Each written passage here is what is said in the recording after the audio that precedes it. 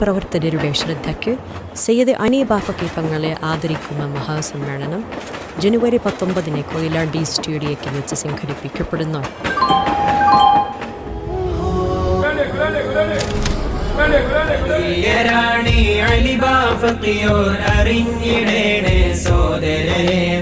അകംപുറം അതുമറിഞ്ഞവർക്ക് നിറഞ്ഞ സ്നേഹം നൽകുന്നോരാ അഹദിന്റെ കലാമിൽ ലയിച്ചവരാം സദയം